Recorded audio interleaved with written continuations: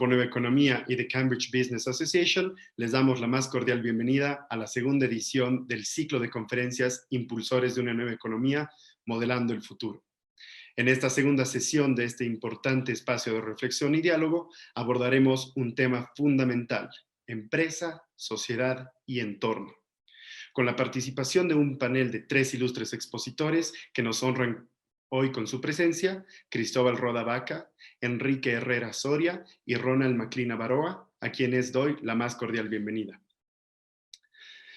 En esta oportunidad, cada uno de nuestros panelistas contará con 10 minutos de exposición. Luego de sus presentaciones individuales, ingresaremos a un periodo de preguntas y respuestas. Están cordialmente invitados a formular sus preguntas en el transcurso de la exposición, en el espacio establecido para este fin en Zoom. Agradeciendo enormemente su presencia, vamos a dar inicio a la parte central de este evento con la apertura de nuestro panel, que estará a cargo de Carola Capra, directora ejecutiva del Grupo Nueva Economía. Muy buenas noches, Carola.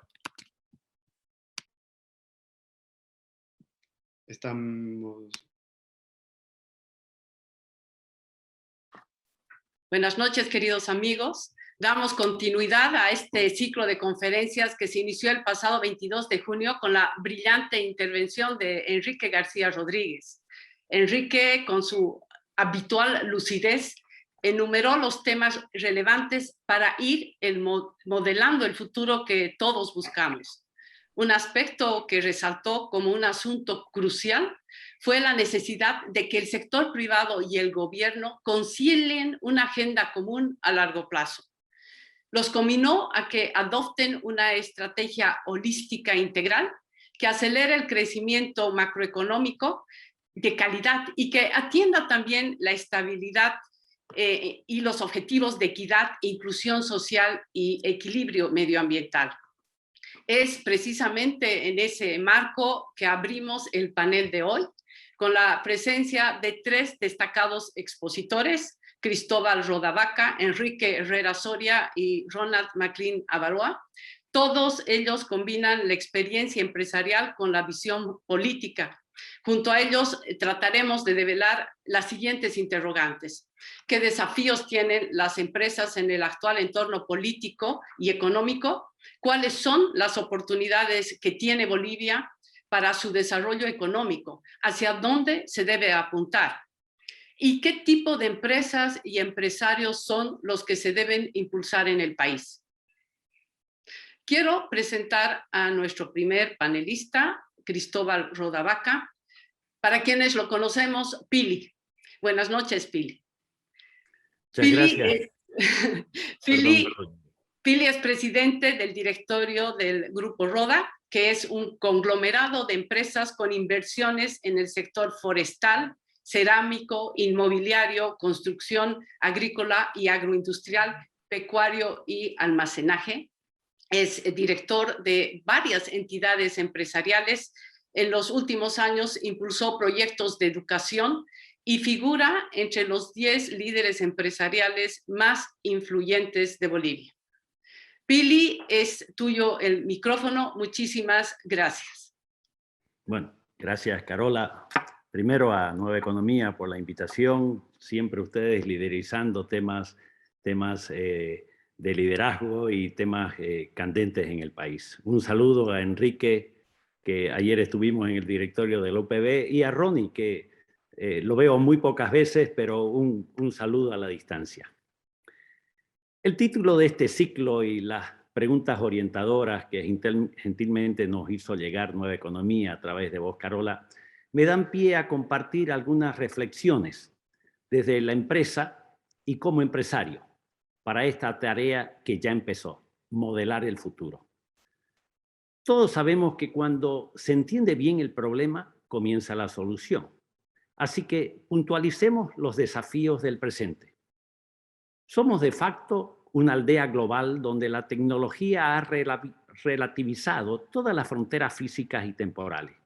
En nuestra condición de aldea global, los problemas urgentes del planeta son nuestros problemas y afectan nuestra vida cotidiana. Pese a ello, hay algunos temas urgentes que todavía no lo hemos asumido como propios. Pero indefectiblemente tendremos que lidiar con ellos. Por ejemplo, nos enfrentamos a la catástrofe climática y sus consecuencias, que ya son una realidad.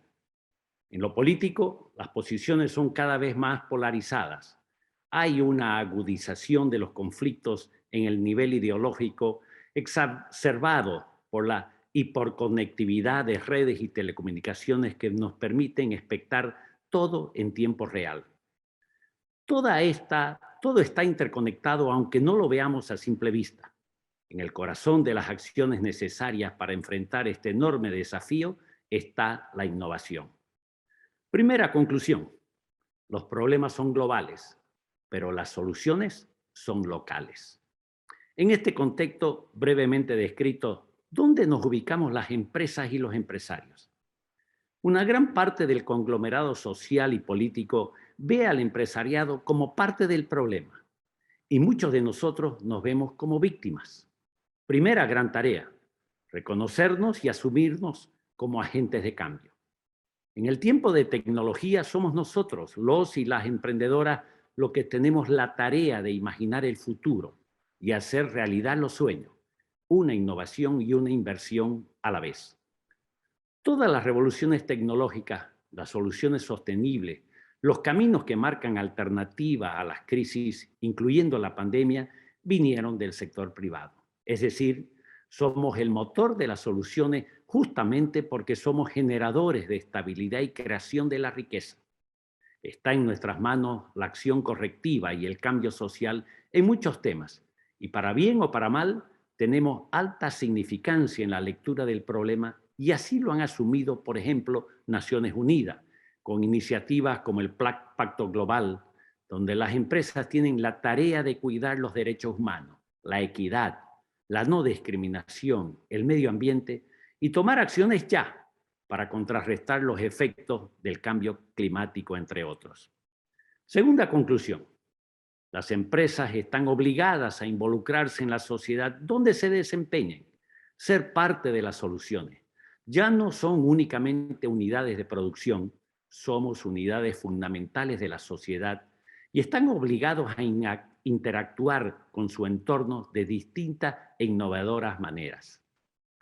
En esta mirada globalizadora, yo diría que las oportunidades de Bolivia son enormes. Nuestro país tiene un sitial estratégico en este mundo interconectado. Se nos llama pulmón del mundo por la riqueza de nuestros recursos naturales y somos custodios de una de las mayores biodiversidades del planeta y de recursos escasos como el agua.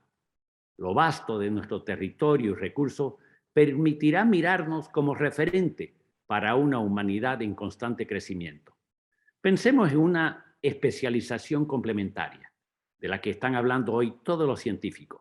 ¿Quién hará qué y para quiénes?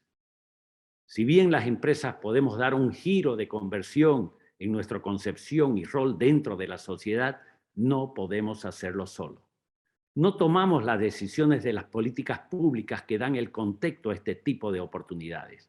Es imprescindible trabajar juntos con los tomadores de decisión, o sea, con los gobiernos, mirando en conjunto este rol estratégico del país en el mundo globalizado, pero también entre empresarios apoyando, por ejemplo, las pymes.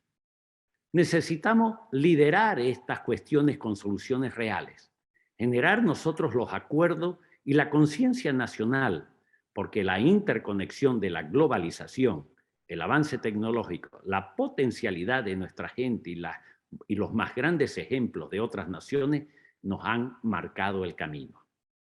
Ello requiere condiciones para facilitar la búsqueda de mercado, mejorar los incentivos, apoyar las iniciativas que no solamente vienen de las grandes empresas, sino también de las pequeñas, de las unidades productivas que pueden generar interesantes oportunidades, por ejemplo, en el rubro de alimentos, de logística o de transformación, creando valor agregado. Todas iniciativas de los jóvenes con sus innovaciones tecnológicas. Paralelamente, cuidar nuestras formas de producción siendo ambientalmente responsables. Cuidar el suelo, la tierra, el agua, en fin, la ecuación es simple: mejorar nuestra producción exportando más e importando menos. y mirarnos como un eslabón fundamental en este mundo de oportunidades. Y doy dos ejemplos muy expresivos al respecto.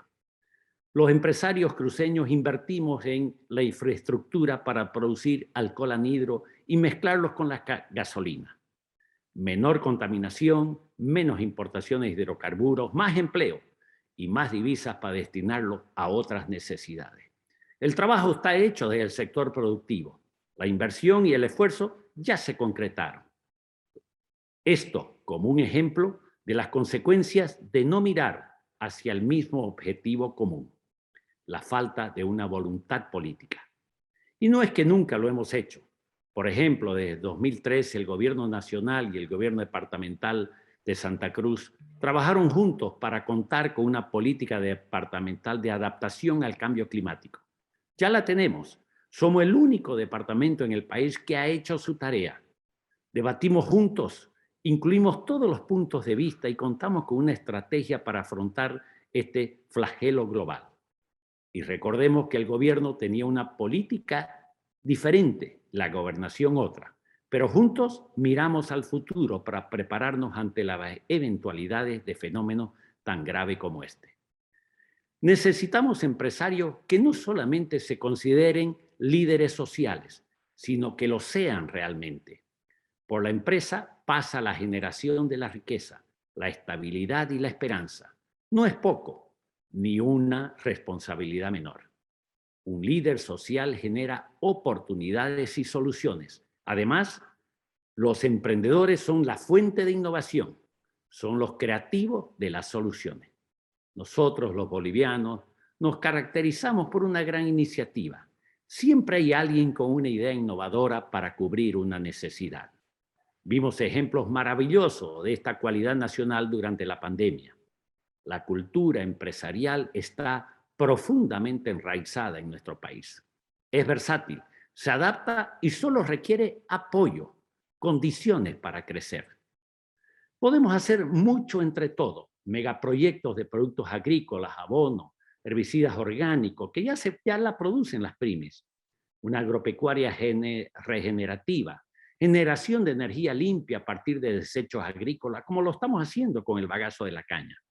Apoyar el consumo de productos como el etanol para contaminar menos, generar divisas, empleos y sobre todo generar espacio de investigación con líneas de base claras de lo que se requiere. Tengo la seguridad de que habrá miles, cuando no cientos de miles de propuestas de los jóvenes para crear empresas regionales que aborden temas altamente lucrativas como el reciclaje o la industrialización de residuos, para mencionar algunos ejemplos. Todas estas ideas pueden convertirse en megaproyectos que cuenten con financiamiento internacional y generarán paralelamente soluciones al empleo, a la reactivación, a la estabilidad. Pero no se financian discursos, se financian proyectos. Y como sector tenemos todas las herramientas para acceder a estos fondos, porque, repito, tenemos problemas globales, pero las soluciones son nuestras. Y un adicional muy positivo. Si abordamos las cosas con una mirada estratégica, gobierno y empresarios en todos los niveles, los detalles de nuestras pequeñas diferencias cotidianas pasarán a ser irrelevantes frente a una tarea que nos reubicará en un mundo globalizado. Solo depende de nosotros. Nadie hará nuestra tarea. A modo de terminar y recopilar algunas ideas importantes. 1. Para los gobernantes, mirar la empresa como una fuente de riqueza, de recursos de solución y darle las condiciones en una estrategia conjunta hacia el futuro. Para las empresas, no más unidades que solo producen. Debemos ser parte de la solución de los grandes problemas de la sociedad y no solamente de la producción. En nosotros está el germen de la innovación y de la iniciativa. Eso nos define. Y para nosotros, los empresarios, debemos ser líderes sociales. Como tal, está obligado a promover los derechos, a cuidarlos, a ser guardianes de los recursos estratégicos que harán del país una referencia de soluciones a los problemas globales, que no están muy lejos de requerir urgencia. El desafío es enorme y apasionante lo es construir una empresa y ver que resuelve problemas, que crece y que da oportunidades. Muchas gracias. Muchísimas gracias, Pili. Empezamos inmediatamente con nuestro siguiente invitado, Enrique Herrera Soria. Enrique es presidente de la Fundación Solidez, cuyo objetivo es promover igualdad de oportunidades para todos los bolivianos. Enrique también es fundador y director delegado del Grupo Pan American, con negocios en mercado de capitales, administración de fondos, energía renovable y tecnología, con presencia en 14 países de América Latina. También es director de la Universidad Privada Boliviana y de la Fundación Nuevo Norte. Enrique, puedes abrir tu micrófono. Muchas gracias. Gracias, Carola. Buenas noches a todos, querido Pili, Ronnie, gusto verlos nuevamente.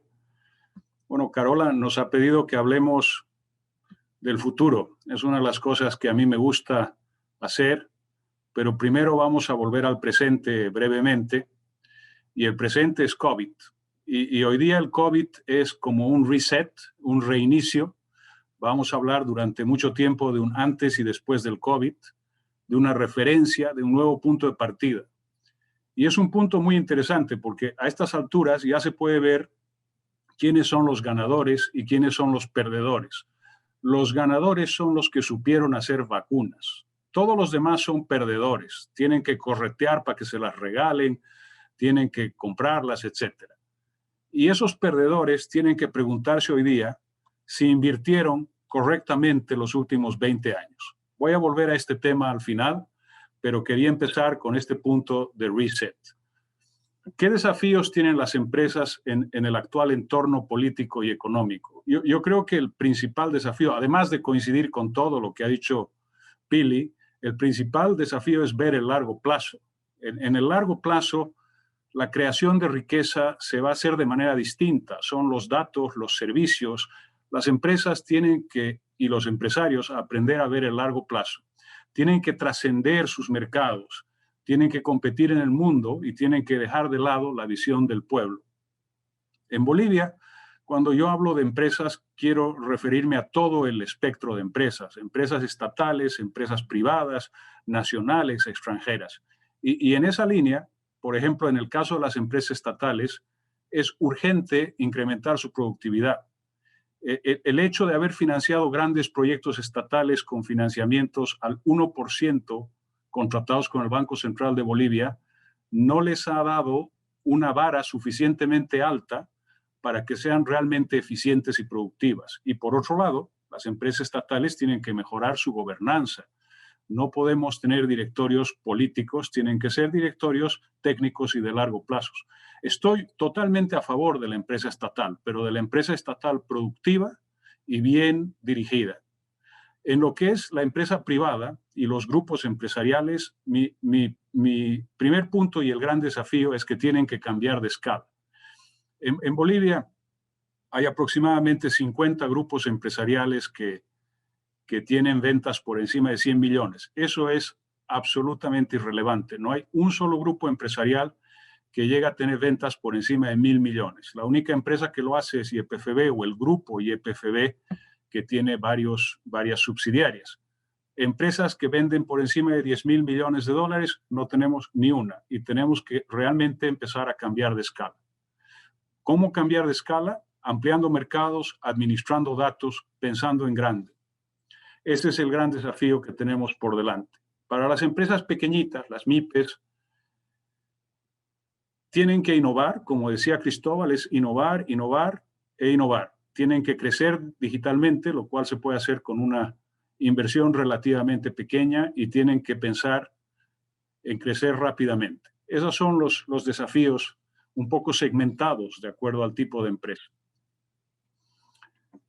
Estas empresas se desenvuelven en Bolivia y es muy pertinente la pregunta sobre qué oportunidades tiene Bolivia para su desarrollo y hacia dónde tiene que apuntar. Yo creo que en el largo plazo tenemos que ir creando niveles de especialización, tenemos que volvernos especialistas en ciertos sectores como lo somos y lo hemos sido en microfinanzas o como lo fuimos, aunque ahora está un poquito un poquito golpeado en el tema de exportación de gas, pero tenemos que tener niveles de especialización porque eso es lo que nos hace competitivos. ¿Cuáles son las grandes avenidas que veo en el futuro en nuestro país? El agro, definitivamente, Pili lo ha explicado muy bien, el turismo, el litio y el hidrógeno. Esas son las 4 grandes avenidas que, en mi opinión, tienen que transitarse en los próximos años. Y para hacerlo tenemos que atraer inversión de calidad, privada o estatal, no importa, pero tiene que ser inversión de calidad. Y sobre este punto quiero hacer referencia a 2 horrores que he visto constantemente los últimos 15 años. El primer horror son las misiones de inversión que son falsamente de inversión y que lo que vienen a hacer es a vender equipos a las empresas estatales. El ejemplo más patético, en mi opinión, es que en Bolivia tenemos 2 veces la demanda eléctrica en capacidad de producción. Es decir, que tenemos 100% de reserva. Hemos comprado montones de máquinas de generación que al final no sirven para mucho, ¿no? El nivel de productividad, el nivel de retorno de esas inversiones va a ser larguísimo. Y el segundo horror son los contratos llave en mano para ciertas inversiones con empresas asiáticas.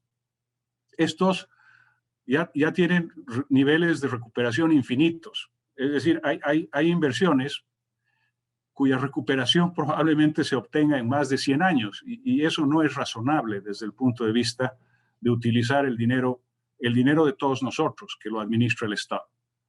Entonces, ¿hacia dónde tenemos que apuntar? Tenemos que atraer inversión de calidad, privada o estatal, y tenemos que aprovechar el bono demográfico de Bolivia. En la escala corta, seguimos aprovechando un bono demográfico que ha empezado hace unos 5 años y que va a terminar dentro de unos 10. Eso ha potenciado el mercado interno. Cuando uno ve el crecimiento de Bolivia en los últimos años, no solo es el resultado del superciclo de materias primas, también tiene mucho que ver con la demanda interna y este crecimiento que tenemos y todavía vamos a tener por unos hasta 10 años del bono demográfico. Y tenemos que asimilar tecnología rápidamente. Y digo asimilar tecnología porque es muy difícil crearla. Si pudiéramos crearla sería sensacional, pero hay que aceptar que en Bolivia solo tenemos 12 millones de cerebros y en China tienen 1.400 millones. Entonces, es muy difícil pensar que vamos a hacer grandes innovaciones. Ojalá lo hagamos, pero tenemos que asimilar rápidamente las que están haciendo otros países. Y tenemos que apuntar finalmente a una economía descarbonizada y circular en la escala larga. En la escala larga no podemos irresponsablemente seguir quemando bosques o seguir contaminando ríos a través de explotación minera o contaminando el aire a través de emisiones de carbono que también cuando se genera con gas se producen. Entonces, en el largo plazo tenemos que apuntar a una economía descarbonizada y circular. ¿Qué tipos de empresas y empresarios tienen que impulsarse en el país? ¿A quiénes tenemos que apoyar? Bueno, primero, Bolivia es un país pluriempresarial. Tiene empresa estatal, tiene empresa privada, tiene empresa mixta, tiene empresa grande, tiene empresa pequeña, tiene empresa nacional, tiene empresa extranjera, tiene empresa social. Yo creo que no hay ningún país con tanta variedad de tipos de empresa y de tipos de empresarios. Y está muy bien, y hay que apoyarlos a todos, y hay que llevarlos a todos al crecimiento y a la formalidad. Este desafío de llevar a muchos de estos empresarios a la formalidad es importante, pero es esencial si queremos que sean realmente competitivos en el largo plazo. Y como lo ha mencionado Pili varias veces en su presentación, el Estado tiene que asumir y entender que no tiene enemigos en los empresarios, tiene aliados. Tiene que cambiar de lógica de la confrontación a la complementación. Es como un equipo de fútbol donde el arquero, que es el Estado, quiere meter todos los goles y los jugadores, que son la empresa privada, están permanentemente desorientados. Eso tiene que cambiar. Lo que queremos es que el Estado y los empresarios empiecen a jugar como equipo. En esa línea, ¿qué tipo de jugadores, qué tipo de empresarios queremos? Yo creo que lo esencial, y es transversal, queremos empresarios éticos, decentes y comprometidos con el progreso. La ética es un valor transversal que se ha perdido, que ha sido avasallada por la viveza criolla, por los buscadores de fortuna y por los retornos de corto plazo. Eso tiene que superarse y tenemos que volver a crear valores profundos en el empresariado, tanto en el Estado como en el sector privado. Solamente si tenemos empresarios con ética, decencia y comprometidos con el progreso, vamos a tener grandes empresarios. Necesitamos empresarios con gran visión y menos ambición.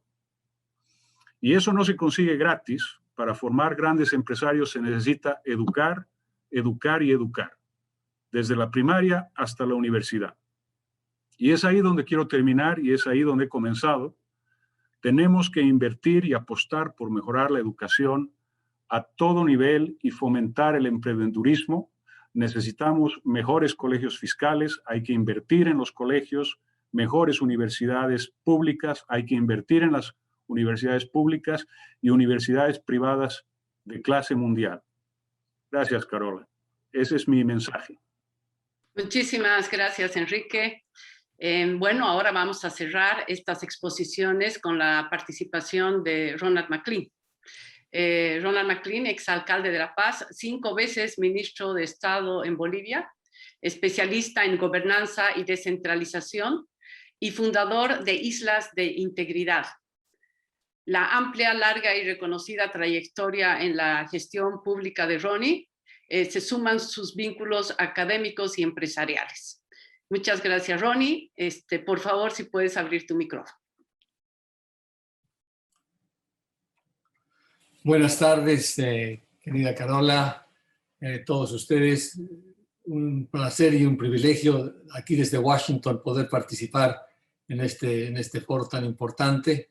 He seguido con mucho interés la presentación que hizo Enrique García, magistral, y tengo el privilegio de estar acompañado esta noche de Pili Roda y de Enrique Herrera, 2 empresarios de primer nivel en Bolivia. Yo conocí al padre de Pili y nos encontrábamos en Alemania cuando él iba a innovar como un aventurero de la empresa allá en el otro mundo.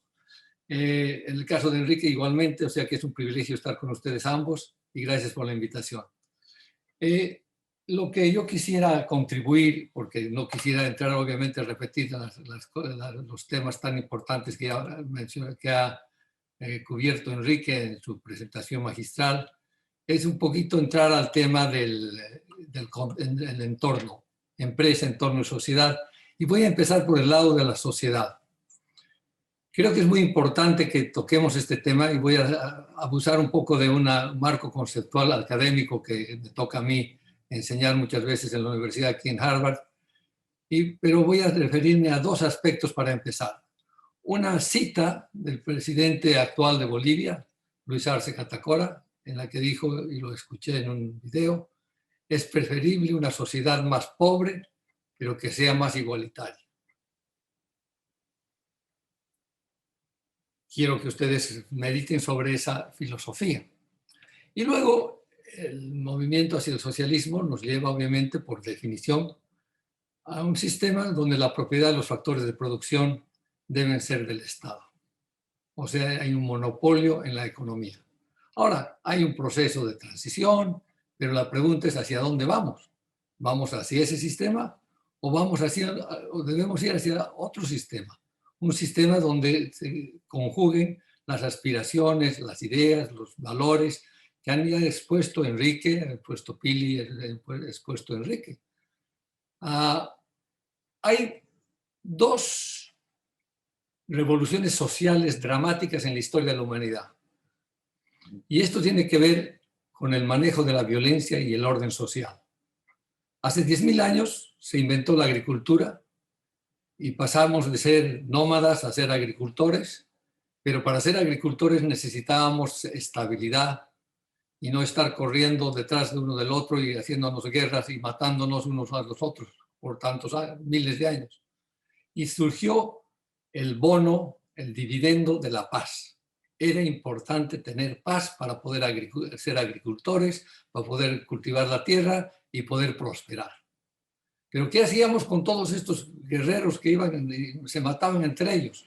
Lo que hicimos se fundó el Estado natural, donde obviamente a cambio de la no violencia, estuvimos los humanos dispuestos a conceder privilegios permanentes a una pequeña cantidad de gente llamada una élite. Una élite de militares, de sacerdotes, de hombres económicos, de negocios, etc. Y esas élites nos han estado gobernando con privilegios permanentes, recolectando rentas de la sociedad, como pago, como rescate por la paz social que nos han ofrecido. En el momento que esas élites no ofrecen paz social, no evitan la violencia y no mantienen el monopolio de la violencia, esas élites caen, se disuelven y viene un proceso de cambio en las sociedades. Solamente decirles esto, el 80% o más de la población del mundo aún hoy día vive en este estado llamado natural, donde las élites gobiernan a cambio de darles paz social o darnos paz social. En el mejor de los casos, ojalá nos dieran un poco de prosperidad. Pero hace 200 años viene la revolución industrial y solamente un puñado de sociedades y países llegan a un estado diferente, a lo que se llama un estado de sociedad abierta. 11% de la población del mundo solamente vive esto, básicamente Europa Occidental, Estados Unidos, Japón y Canadá. En Latinoamérica nos estamos debatiendo entre ser todavía una sociedad natural y pretender llegar a ser una sociedad abierta. ¿Y qué es una sociedad abierta? Es una sociedad donde se regula la competencia económica a través de la competencia. Eso disipa las rentas y usa la competencia para regular las relaciones sociales.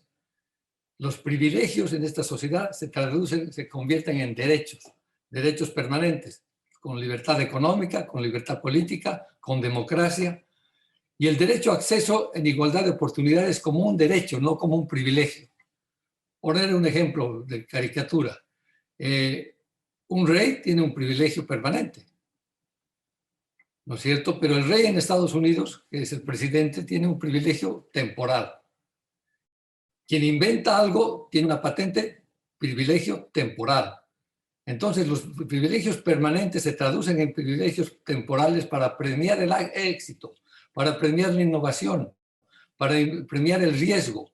Y esto hace que la sociedad compita y avance. La competencia es el motor de la economía, es la madre de la invención.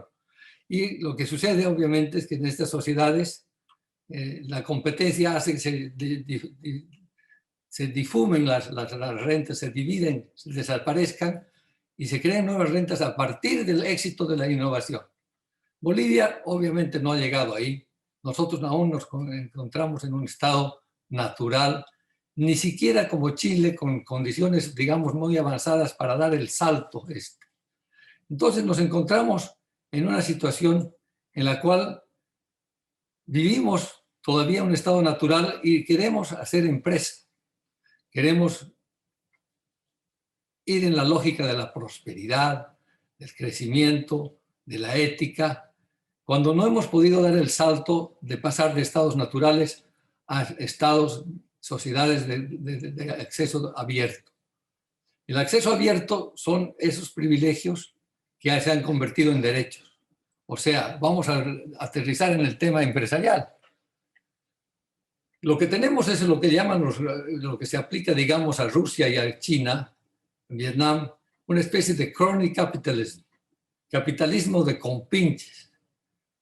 Ese capitalismo de compinches basa su éxito en el acceso, en lograr el acceso a ciertos privilegios, donde no hay competencia real, puede ser simulada, pero no hay competencia real, es lo que decía Enrique Herrera, de estos contratos llave en mano, adjudicaciones directas, monopolios naturales que se los entrega, o el monopolio del Estado.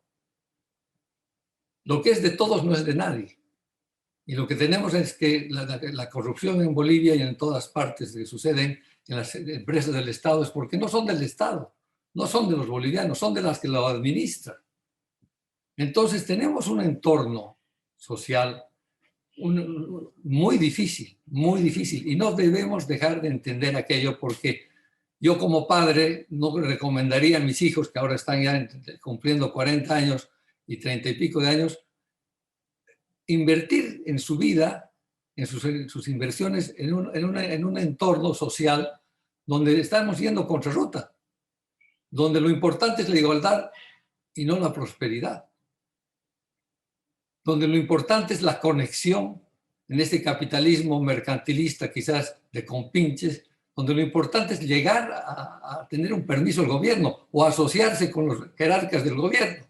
Yo conozco el caso de un amigo que pasó 2 años viajando discretamente a La Paz para armar un negocio muy importante.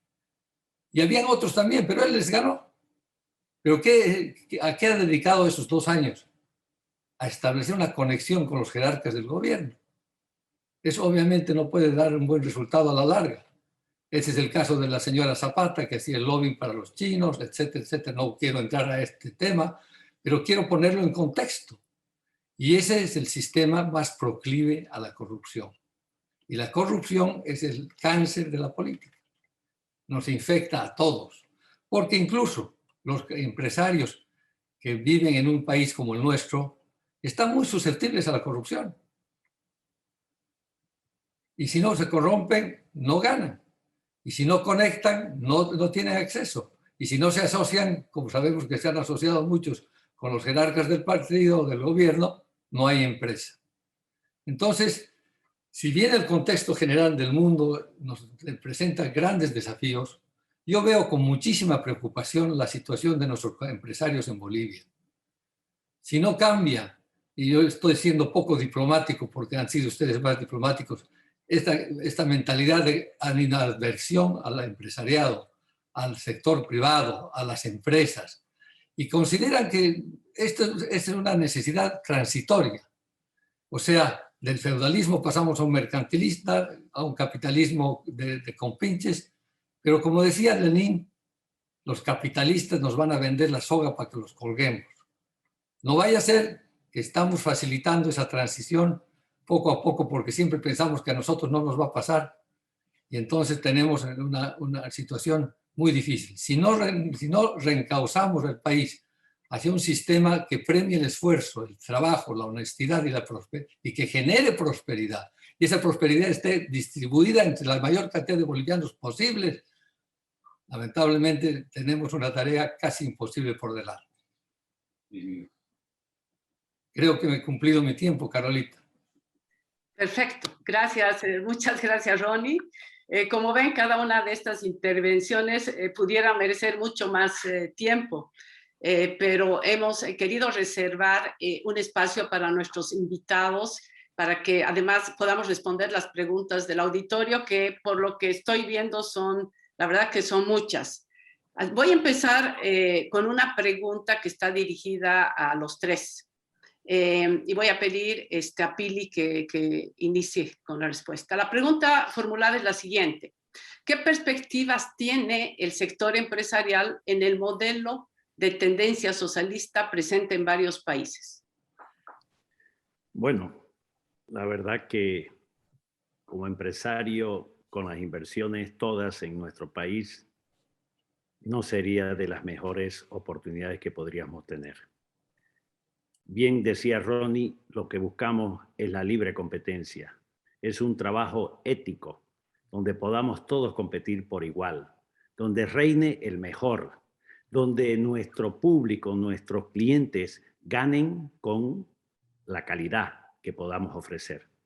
Por lo tanto, vivimos y sabemos que estamos en un momento crítico para el país. Es un momento donde no existe la comunicación con el Estado, donde somos relegados. Y cuando hoy el país más necesita de una comunicación, de trabajar todos en favor de un norte, lamentablemente no lo tenemos. Gracias, Philip. Enrique. Mira, yo soy tal vez muy soñador y yo creo que el Estado podría tener otro rol. Y además hay estados que lo tienen. Yo creo que un estado puede tener una presencia en la economía importante, pero también debería acompañar y apoyar a los empresarios que le van a permitir meter goles. Y no como decía Ronnie, a sus compinches que con toda certeza le van a crear un lastre y no lo van a ayudar a llegar a sus objetivos. Singapur es un ejemplo bien interesante que también al final no es una democracia, por ponerlo ligeramente, es un estado, bueno, autocrático, pero que tiene una política para la empresa privada muy interesante y que no está necesariamente apoyando a sus compinches, sino apoyando a las empresas que hacen innovación y que se vuelven globales. Yo creo que puede cambiarse esa mentalidad y llegar a un punto en que todos trabajemos en la misma dirección. Pero como digo, tal vez soy muy soñador y es mi falta de experiencia que me lleva a decir eso. Gracias. Ronnie. Bueno, precisamente yo diría que la situación es muy difícil para el empresariado, porque estamos remando contracorriente, con todo tipo de obstáculos y de cortapisas, etcétera, porque hay una visión del Estado diferente del que nosotros quisiéramos para Bolivia, de prosperidad, de avance, de competencia, de innovación, de todas esas condiciones que tiene que dar el Estado, las tiene que dar el Estado para que los jugadores, no el arquero, metan los goles. Y cuanto más goles metamos, mejor. Pero lo importante es que nos consideremos una familia, un país. No dividamos el país entre nosotros, los azules, los que van a tener vacunas y todas las cosas y los fondos del Estado, y el resto. No estamos invadidos por una fuerza extranjera.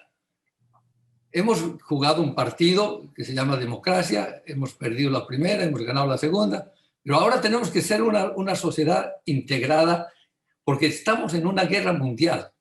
La tercera guerra mundial se llama pandemia. Y ustedes, todos los recursos deben estar dirigidos a curarnos, a cuidarnos, pero cuando demos la plata al Fondo Monetario, metemos a la cárcel a los que han hecho lo que tenían que hacer, y estamos haciendo política, nos hemos inventado un golpe que nunca existe, pero estamos locos. El país está muriendo. Paz Estenssoro diría eso, el país se nos muere. ¿Y dónde está el gobierno? Gracias, Ronnie. Ahora vamos a entrar a algunas preguntas dirigidas a cada uno. Tengo una pregunta para Pili, contrasta un poco con lo que acaban de decir. Pili dice la pregunta, si usted afirma que tenemos ahora una magnífica oportunidad como país, convencidos que esta no se podrá aprovechar sin la participación de los empresarios, ¿cuáles son los principales obstáculos para la inversión privada? Primero, el diálogo entre los sectores. Si hay diálogo, podemos imponer ciertos criterios, ¿verdad? Si hay diálogo, podemos hacer muchas cosas, pero si cada uno tira para su lado, el país se destroza. Primero. Segundo, políticas de Estado de largo plazo, que lo que hoy día decimos lo permanezca dentro del proceso. Y un ejemplo es el proyecto etanol, que hemos sido artífice, algunos empresarios cruceños, con el gobierno del MAS, donde se definió una política de Estado para ir cambiando la matriz energética, donde se hizo una inversión destinada a este producto. Se empezó bien, pero en el último tiempo, en los últimos 8 meses, hemos perdido total comunicación con el Estado. Cuando ya el barril hoy día ha subido de 40 a 70, cuando Bolivia está importando combustible cada vez más caro, no nos da importancia a un combustible nacional. Entonces, cuando vemos esas políticas, decimos algo está mal. Yo tengo seguridad que si nosotros tenemos la oportunidad de sentarnos con el presidente de la República, lo convencemos, pero no lo tenemos el diálogo. Eso tiene que cambiar. Y yo estoy seguro que el presidente va a ser tan inteligente como para abrir el diálogo entre los bolivianos, que nos olvidemos por 5 años de la política. Volvamos a pensar en el año 5º, en las nuevas elecciones, pero hoy tenemos que sacar el país adelante, porque lamentablemente los países no quiebran, los países se empobrecen. Y nosotros en Bolivia no podemos volver atrás. Tenemos que seguir trabajando y cultivando para mejorar nuestro sitio. No queremos ser la Cenicienta de América Latina. Queremos avanzar hacia el desarrollo. Excelente, gracias, Pili. Enrique, una pregunta dirigida a ti. Dice así, puesto que las empresas públicas están entre las de mayor tamaño en el contexto nacional, ¿cómo se logra una empresa estatal eficiente? Gracias, Carola. No todas las empresas públicas están en esa situación, pero algunas sí, y para ser preciso, 8. Hay 8 empresas públicas en Bolivia o grupos económicos empresariales estatales que facturan más de 100 millones de dólares. Esos 8 grupos tienen un potencial tremendo. Lo que primero tienen que hacer, y lo vengo diciendo desde hace muchos años, es consolidar sus actividades, porque es un poco ridículo que una empresa estatal, como por ejemplo ENDE, tenga 6 o 7 subsidiarias con 6 o 7 directorios para hacer exactamente lo mismo. Tienen que consolidarse, tienen que volverse empresas grandes, potentes, registrarse en bolsa por un tema de transparencia y por un tema además de gobernanza, incorporar en su directorio directores independientes que no tengan el chip político y después empezar a pensar en financiarse para seguir creciendo. Y yo no voy a ir muy lejos para encontrar ejemplos muy exitosos. Las empresas colombianas, por ejemplo, del sector eléctrico, operan en toda América Latina, incluido Bolivia. Y lo han logrado de esa forma, han logrado con una buena gobernanza, con una visión de crecimiento, con transparencia, y eso es lo que tenemos que hacer y pensar en grande. Y esas 9 grupos empresariales estatales sí pueden lograrlo si tuvieran esa visión. Perfecto. Gracias, Enrique. Seguimos recibiendo preguntas. Gracias por la participación a todos los asistentes. Voy a dirigir la siguiente pregunta a Ronnie. En la situación actual, la inversión para incrementar la productividad, ser eficiente, ampliar escala, asimilar tecnología, especializarse, se requiere grandes inversiones. ¿Cómo hacer todo esto con las limitaciones que se tiene actualmente en términos económicos, políticos y sociales? ¿Es un sueño, una utopía o es una visión de país o empresarial para el largo plazo? Bueno, la calificación riesgo de Bolivia es muy alta. Para empezar, yo no creo nadie que en su sano juicio quiera hacer un negocio en Bolivia poniendo su capital y su dinero si no está conectado con este capitalismo de compinches. Los grandes capitalistas que han surgido en los últimos años, ¿no?, están precisamente conectados con el gobierno. Y entonces era más importante tener una señora que sea la lobista de los chinos que tener capacidad para invertir. Es muy difícil que podamos captar inversión de calidad, como decían ustedes. Muy difícil, yo lo veo casi imposible. Y las condiciones no están dadas, los incentivos no están ahí, el sistema no es proclive a la inversión y a la empresa privada y a respetar los mercados y el acceso. O sea que yo creo que eso es un sueño que va a ser un sueño siempre hasta que no cambien las condiciones sociales del entorno para permitir a las empresas prosperar. Gracias, Ronnie. Pili, mencionaste sobre el tema del proyecto público-privado y el etanol. Aquí hay una pregunta específica y se menciona así. El caso del alcohol anhidro que ha mencionado que es una muestra de la dificultad de la relación entre los empresarios y el gobierno. A ver, el proyecto etanol es un proyecto exitoso en 65 países. Brasil ingresó en la década del 70, Paraguay en la década del 80, últimamente Argentina fue uno de los últimos que ingresaron en el tema del etanol, por sus grandes efectos multiplicadores en la economía, por nada más, ¿verdad? Hoy Bolivia importa el 50% del combustible. 50% éramos autoproductores, ahora la mitad del diésel y la mitad de la gasolina es importada. Y no podemos convencerlo al Estado de que consuma un combustible tan ventajoso como el etanol, un combustible limpio, un combustible generador de riqueza, un combustible que evita la salida de divisas del país, un combustible que genera mucho empleo. No lo conseguimos, y más barato, porque hoy el barril ya está en $72. ¿Qué está faltando? Voluntad. Nada más. nada más una voluntad política de decir, vamos adelante, podemos crecer. Y fíjate que este es un combustible renovable, ¿verdad? Que lo sembramos, lo cosechamos y lo volvemos a sembrar y cosechar anualmente. Bolivia hoy día solamente tiene un 3 a 4% de su superficie cultivable. Vamos a países europeos que tienen el 20, 25, Francia, Italia. Entonces, existe el horizonte, existe el mercado, existe el interés del privado en invertir, ¿verdad? ¿Qué es lo que nos está faltando? La pequeña voluntad. Simplemente esa posibilidad de sentarnos a discutir, a mostrarle las bondades a un gobierno que necesariamente va a tener que abrir las puertas para un diálogo nacional.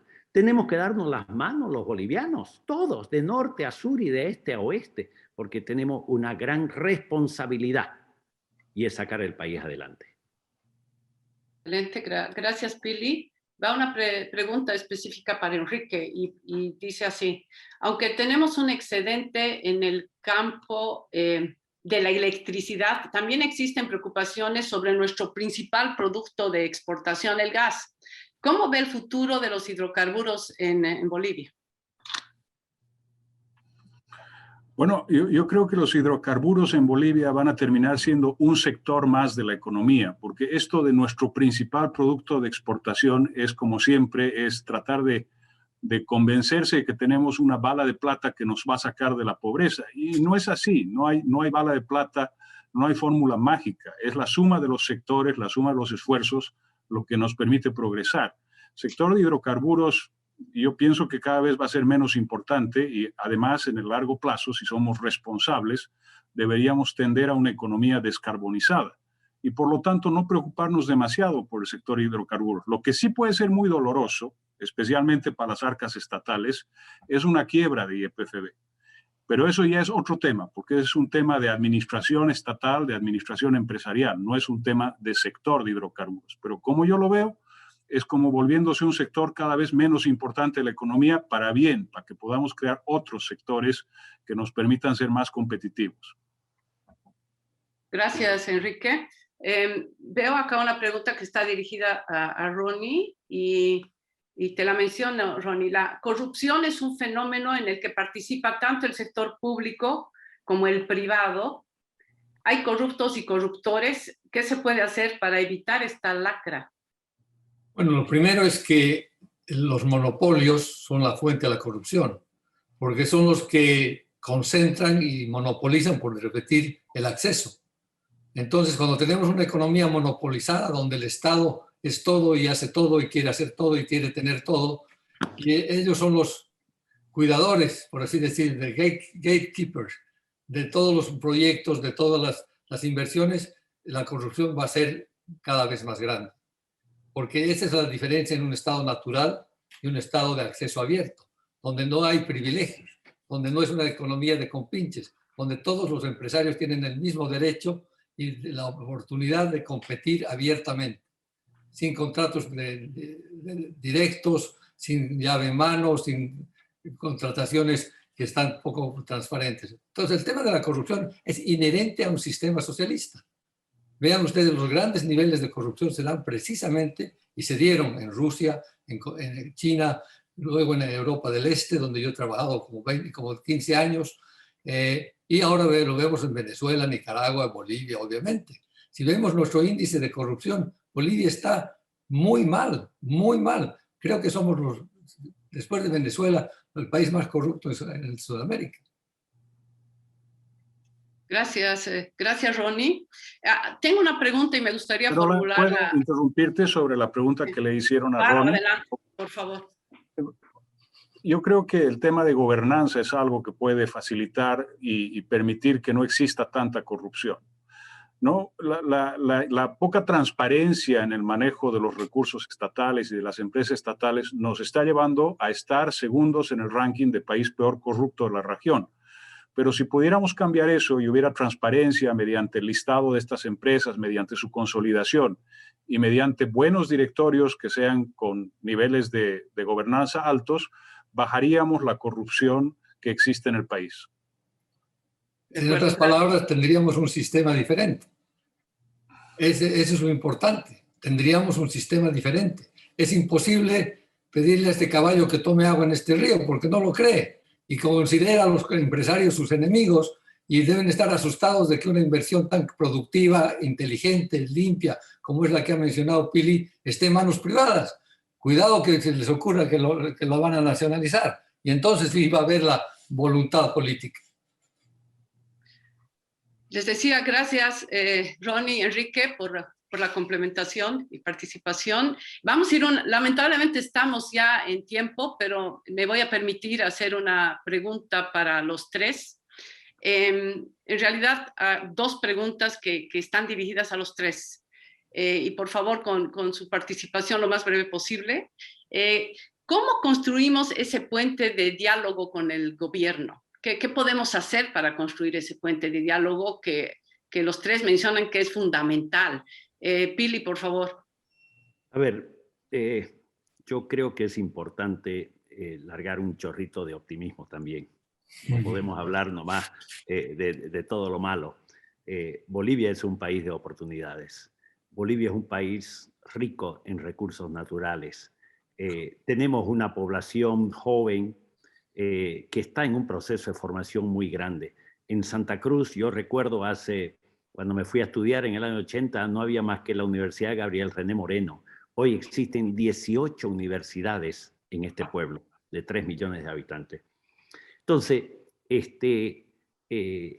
Bolivia es nuestro país. Aquí nacimos, aquí vamos a morir. Aquí tenemos que aplicar todo lo que tenemos y luchar por lo que estamos convencidos que es lo correcto, ¿verdad? Gran parte de la población boliviana es proclive a la industria privada, al emprendurismo. Y hoy vemos a una población joven buscando esos desafíos.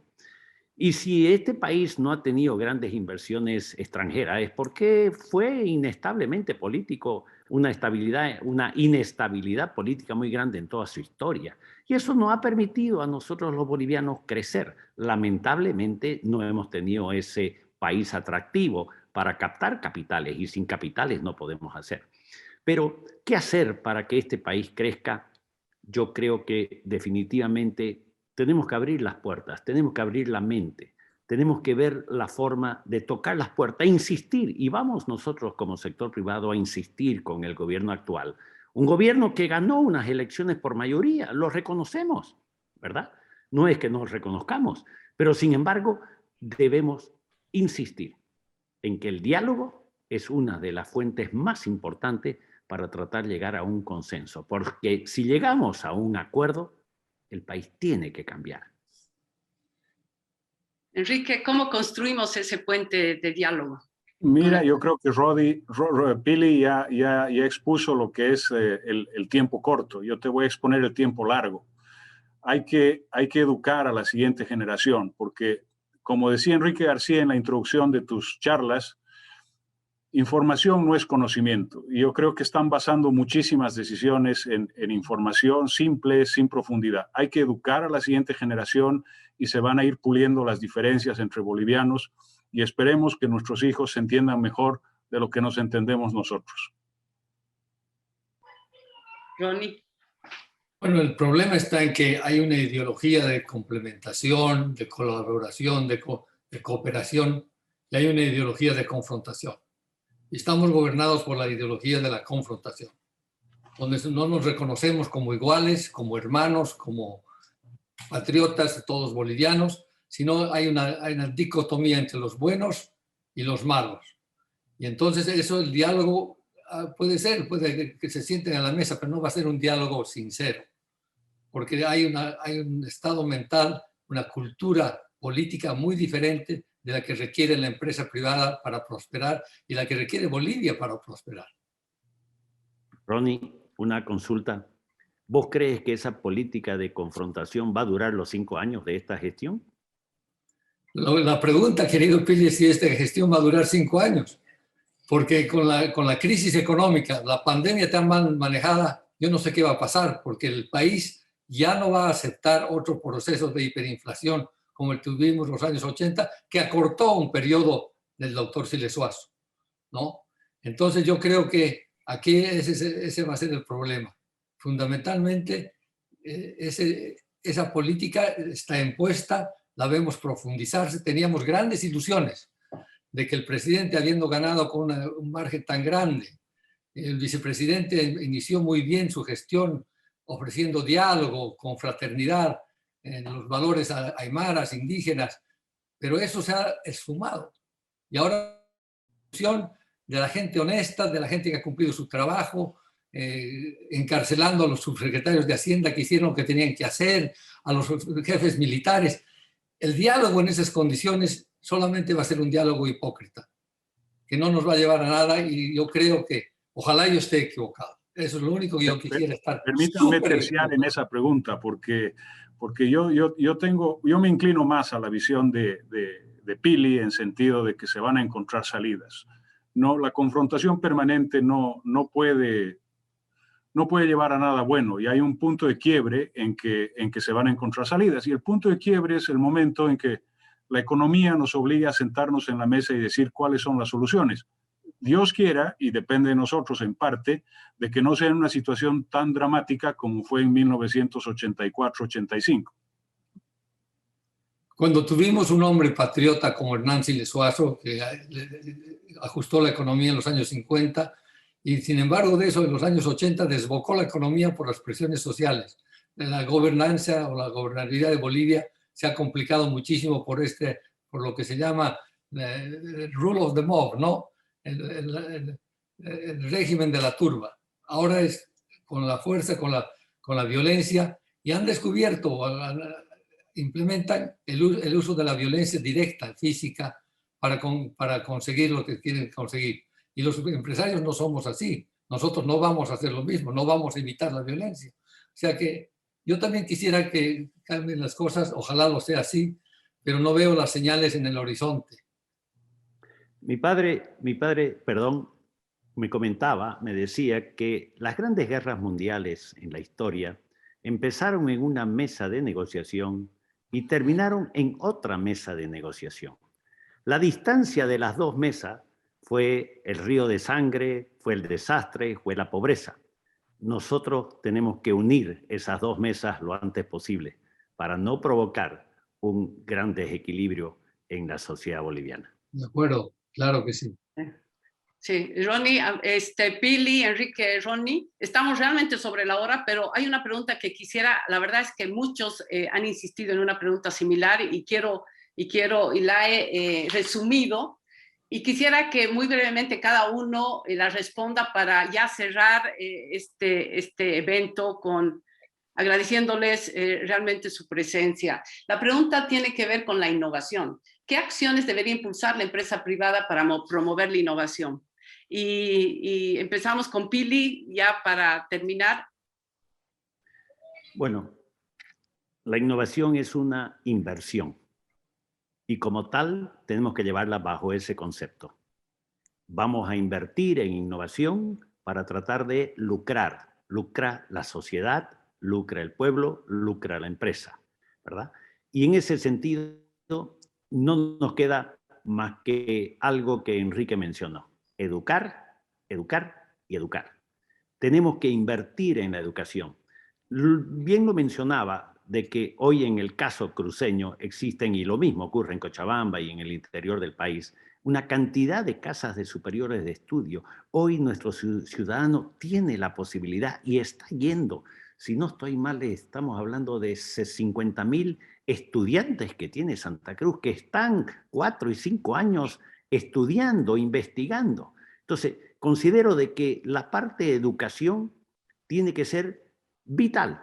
Y la educación, una de las grandes ventajas, que elimina la corrupción, elimina el despilfarro, trae muchas consecuencias positivas para el país. Bueno. Enrique. Enrique, sí. Primero, perdón. Sí, no hay problema. Bueno, yo aquí, Carola, me has tocado un tema que es muy importante para la Fundación Solidez. La Fundación está empujando y liderando un gran esfuerzo de innovación, y nos encantaría poder coordinar todos los esfuerzos privados para que se impulse la innovación. Se impulse a través de aceleradoras, de incubadoras y, por último, de inversiones a través de los mercados de capitales locales, porque todavía tengo fe en que se puede lograr que el mercado de capital local financie algunas de estas aventuras, pero también internacionales. Entonces, ya siendo muy práctico, y esta vez me toca a mí el tiempo corto y a Pili le tocó el tiempo largo, en el tiempo corto lo que queremos es articular todo este esfuerzo privado de incubación, aceleración e inversión. Excelente. Muy bien. Ronnie. Bueno, alguien mencionaba que, Enrique creo que mencionaba, la China tiene tanto más gente y tanto más capacidad, los Estados Unidos, Europa, para la verdadera innovación. Nosotros podemos adaptar en nuestro medio, pero lo que más me preocupa es que el tipo de educación que estamos impartiendo en las universidades sea pertinente a los nuevos tiempos, donde la pandemia ha acelerado una serie de cambios de ganadores, perdedores, y quizás lo que estamos enseñando y aprendiendo en las universidades sea absolutamente irrelevante. Eso es muy preocupante. Pero además, antes de terminar, yo quería recordarles que hubo una época en que pudimos traer, creo que $2.500 millones de inversión privada cuando hicimos las reformas de mediados del 85. A Bolivia llegó inversión importante a Entel, a Yacimientos, etcétera, que capitalizó esas empresas. Así fue posible tener las reservas que hemos explotado tantos años y que se han acabado, y que nos muestra que el sistema actual no reproduce esa riqueza, no ayuda a la innovación, a la inversión, etcétera, etcétera. Pero es encomiable el trabajo que hacen las fundaciones, en lo que se hace en Bolivia. Yo tengo un gran respeto por gente como Pili, como Enrique, que están trabajando en Bolivia en condiciones sumamente adversas. Son unos héroes de la economía. Pero yo he querido dar un poco la voz de alarma porque creo que su esfuerzo y su entusiasmo y su compromiso con Bolivia merecen mejor suerte. Bueno, muchísimas gracias. Tenemos una cantidad de preguntas que me da una pena concluir el evento, la verdad, y varias que en lo personal quisiera preguntarles a propósito de las preguntas que han llegado, pero bueno, aquí nos hemos pasado del tiempo, así que agradezco y me disculpo con todos los participantes. Creo que ha valido la pena, estoy segura. Y bueno, agradecerles un lujo de invitados. Para mí, la verdad, es un aliciente el contar con su tiempo y participar de este objetivo conjunto, modelar el futuro. Este es un ciclo que se ha iniciado el 22 con Enrique García. Aquí tenemos 3 expositores que nos honran con su presencia. Creo que sus visiones, estamos con esa disposición a crear puentes, hacer de la educación y la innovación ese camino que tenemos que seguir.